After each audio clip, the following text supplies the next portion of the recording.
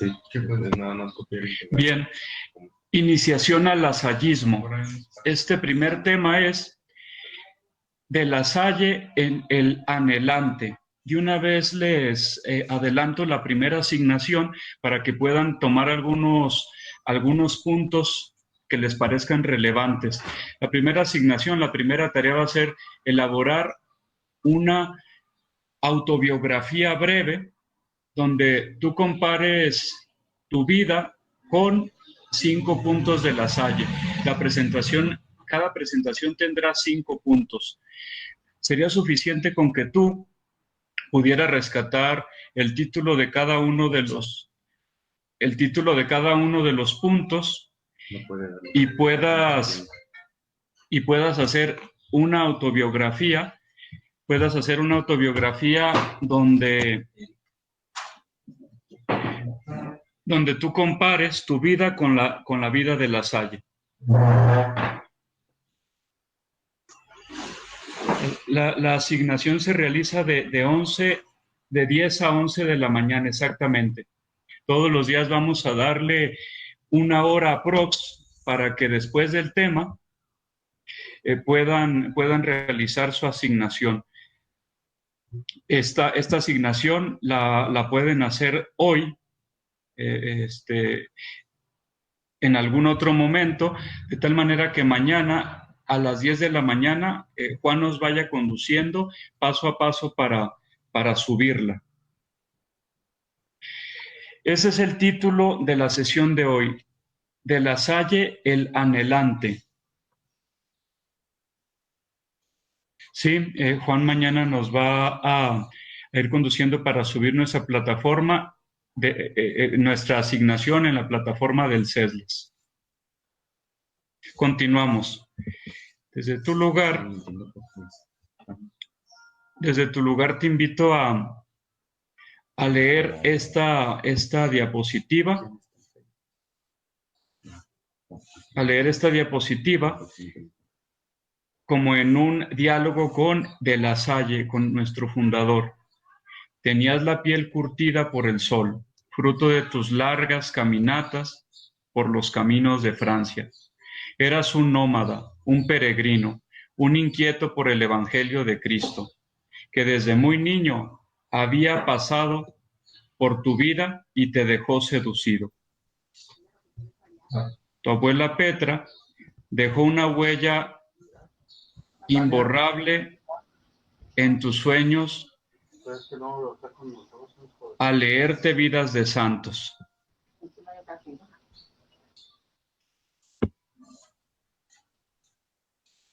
Son las 10:30, ya voy. ¿O no? Si te quieres bañar, nomás te sacamos agua, hija.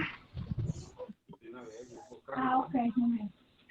Desde pequeño, mientras las fiestas se llevaban, tu abuela logró infundirte valor, pasión. Te enseñó que la única vida que vale la pena vivirse es la vida que se entrega por grandes ideales. Sin saberlo, puso las bases para que fueras luego un santo, un sabio, un creador de espacios educativos. Somos tus herederos.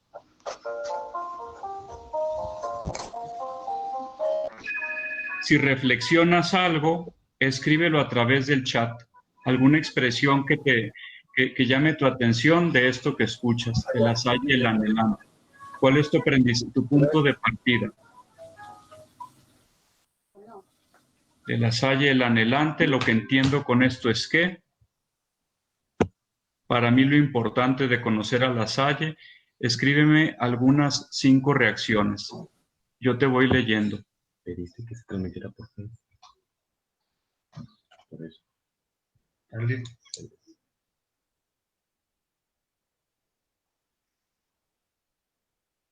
De La Salle el anhelante.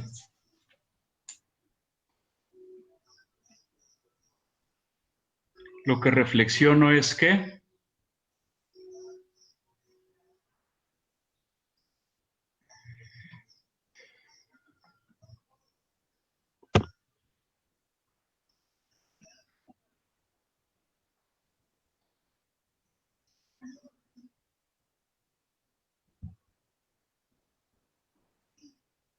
En la presentación solo se ven 2 párrafos.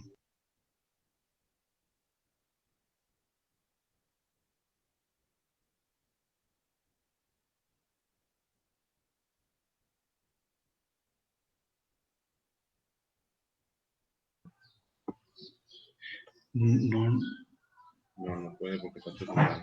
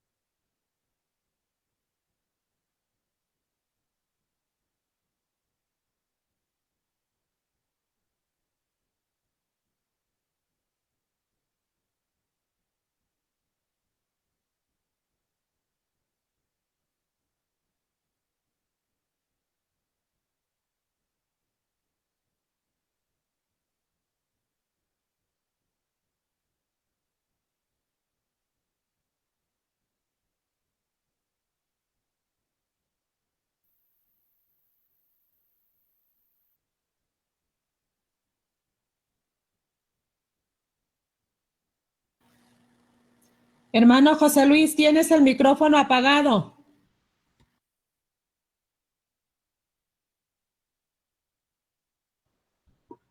Ya está. Gracias. Retomo.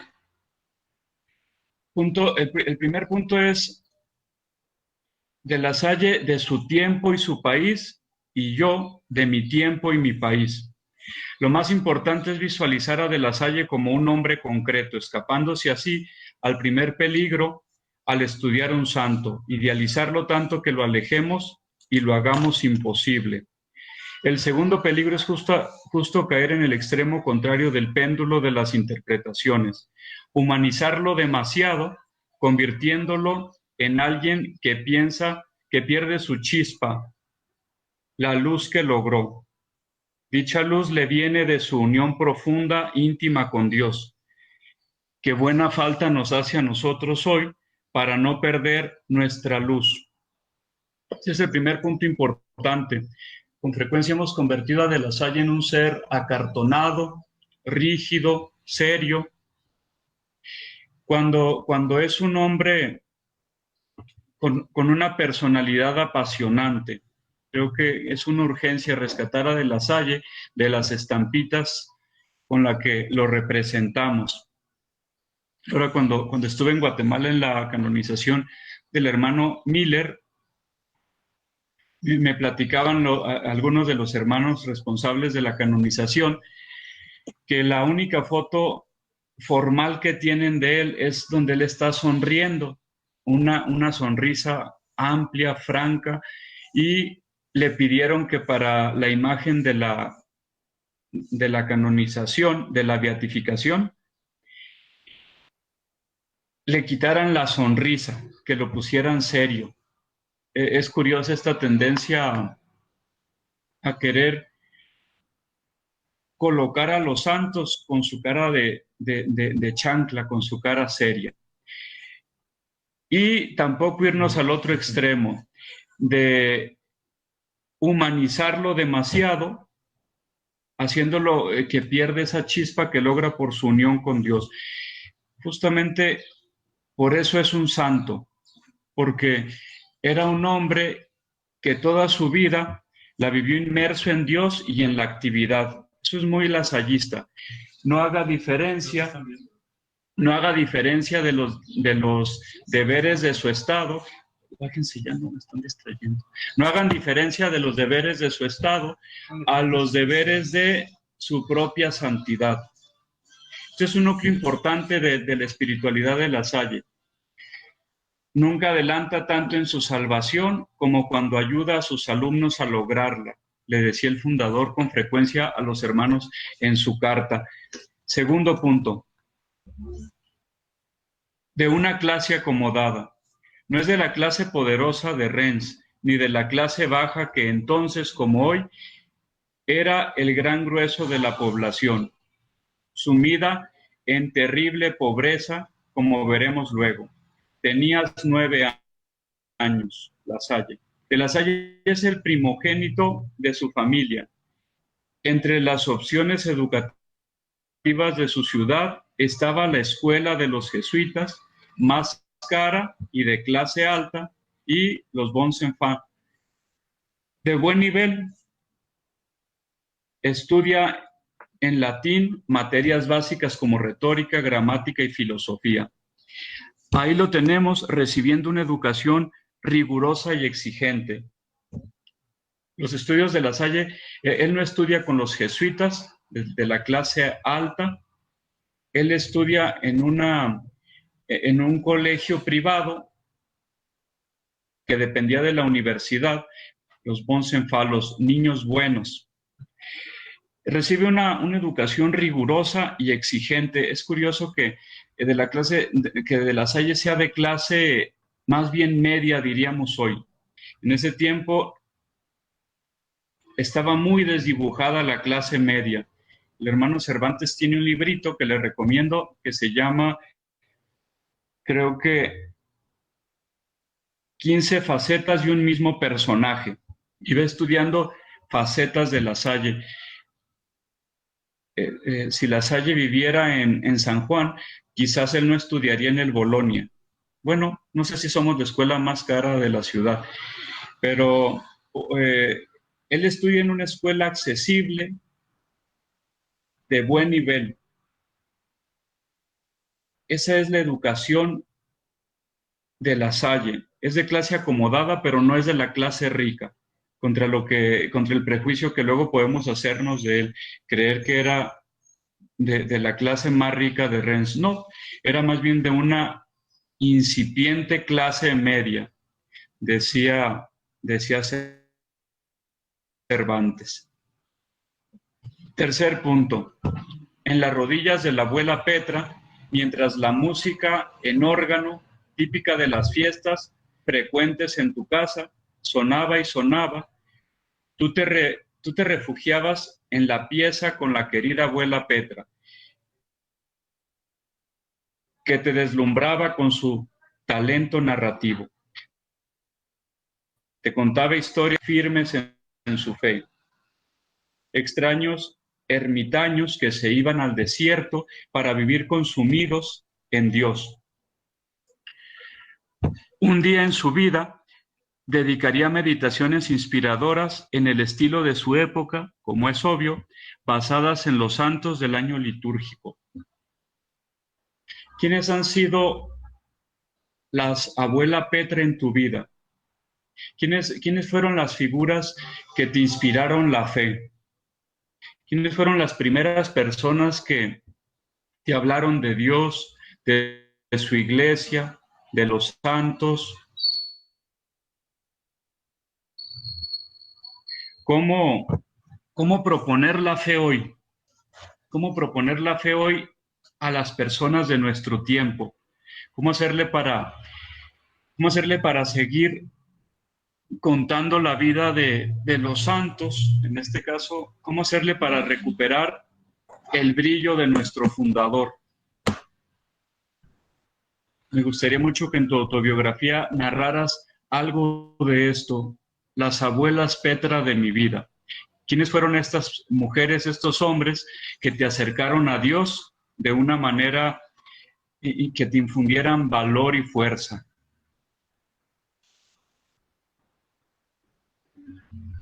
Están respondiendo mis abuelos, mis hermanos, son personas. Mis abuelos, mis hermanos, ¿quién más?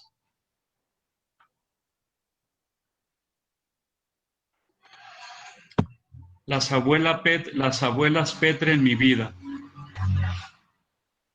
¿Cómo hacerle para proponer la fe hoy, no de una manera aburrida? ¿Cómo hacerle para recuperar las figuras inspiradoras que son los mártires, los santos? Nosotros tenemos santos lasallistas, mártires muy admirables, con frecuencia poco conocidos, poco estudiados.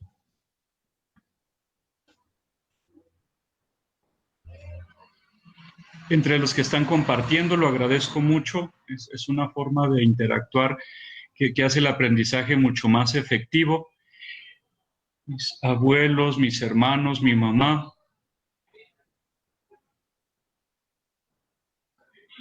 catequistas, Los hermanos que me dieron clase en primaria. los hermanos que me dieron clase.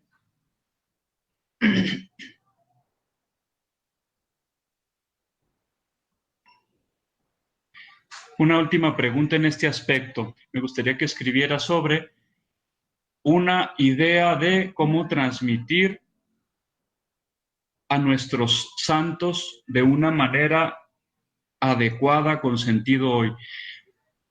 Lo que quisiera enseñar a los demás sobre La Salle, mi fundador, es lo que quisiera resaltar de nuestro fundador. Uno de los aspectos que más admiro de La Salle es, escríbeme en el chat y por acá te voy leyendo. Me dice si escriben.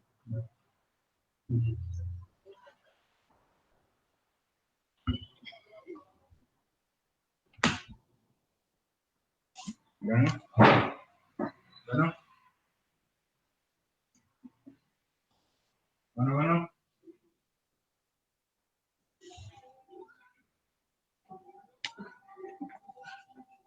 Bien, continuamos. Ya están poniendo cosas, ¿verdad? ¿No los ves? ¿Sí? ¿No los ves? ¿Quieres verlos? Su amor al prójimo, admiro de La Salle su carisma, su entrega, su congruencia, su sencillez, hambre de cambio, su dedicación y entrega, su interés por ayudar a los demás, visionario, que los niños lo conozcan como fue una persona sencilla, obediencia a Dios, transmitir los santos de una manera actual, integridad, humildad. Les agradezco mucho sus comentarios. Continuamos y vamos a hacer al final otro cuchicheo donde recuperemos esto. El cuarto punto es, fuera la realidad hiriente. Por 1660, todo el país, Francia, tiene 17 millones de habitantes. Solo 40 años después quedan solo 14 millones. Hambre y guerra devastadora. Francia y toda Europa. Fíjate, me impresioné mucho cuando encontré este dato en el libro de el hermano argentino Bruno Alpago. Es un estudio sobre el tiempo de La Salle.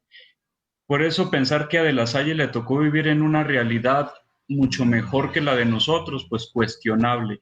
De 17 millones de habitantes, solo en 40 años pasaron a 14 millones. Hambre y guerra hizo que murieran 3 millones. 3 millones. De 1618 a 1648 se lleva la llamada 30 años entre Alemania, Holanda, Francia y España. Después de firmados los tratados de paz, Francia prolonga 10 años más contra España. Vagabundos, mendigos, campesinos sin tierra, mujeres viudas, hijos huérfanos, inundan las ciudades para no morir. Aparece Vicente de Paúl. Nada más quise rescatar estos datos para dejar claro que cuando nació el instituto, cuando nació nuestra congregación, fue la respuesta a una realidad herida. Bueno, que no pensemos que en tiempos de pandemia estamos súper mal. A ellos no les fue nada bien. De La Salle, por eso habla de los hijos de los artesanos y de los pobres. Fue un tiempo de grandes migraciones de el campo a la ciudad. Era muy frecuente encontrar a mendigos, a campesinos, a mujeres, a viudas que quedaban a expensas de la caridad pública. Es una iglesia muy comprometida con la ayuda social. Es una iglesia muy comprometida que ayuda contra la pobreza. Los primeros alumnos lasallistas no creamos que eran niños mucho más nobles que los de nosotros, eran niños maleducados, eran personas que no tenían una escolaridad constante, llegaban de varias edades. Por eso en un salón había con diferentes niveles, con diferentes edades. De ahí la gran aportación a De La Salle en la historia de la educación, como lo estudia muy bien el hermano Gengemühl, un brasileño, en un libro que se llama ¿Qué es educación lasallista? Y estudia el papel que De La Salle ha tenido en la historia de la educación. Se le reconoce como un sistematizador. Organiza los grupos para una educación simultánea, es decir, no una educación particular con cada alumno, sino los organiza por edades, por nivel de conocimiento. No crean que en tiempos de La Salle la educación, a él se le atribuye toda esta organización moderna que tenemos, por secciones, por grados, pero que quede claro eso, con alumnos heridos por la realidad. Ahí está un llamado importante para las y los lasallistas. Por eso cuando escucho un maestro que se queja de que los jóvenes ya no son como antes, que son mucho peor, bueno, justamente para ellos estamos llamados, por ellos estamos llamados a ser ángeles custodios, ministros de Dios y de la iglesia, sin esta parte romanticona.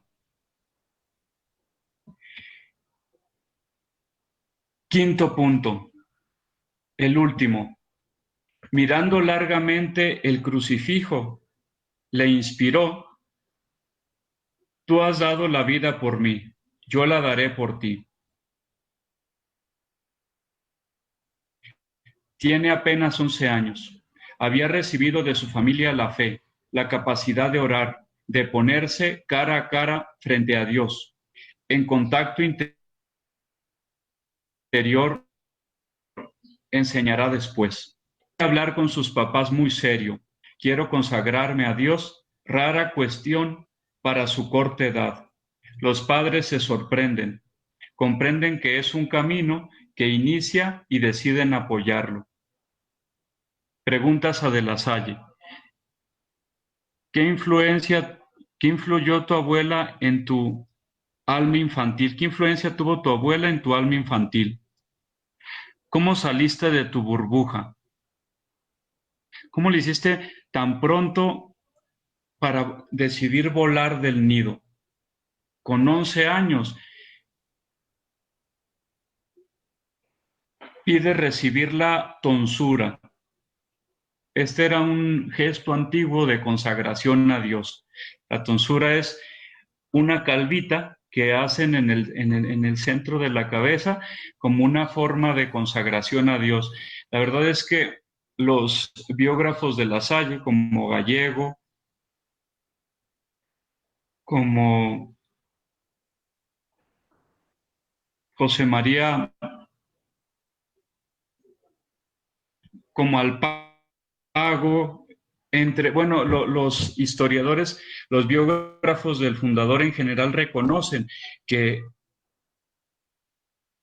muy pronto tuvo clara este anhelo de consagrarse a Dios. Sus papás lo apoyan. Me gusta esta pregunta: ¿cómo saliste de tu burbuja? ¿Cómo tuviste este anhelo de consagrarte a Dios?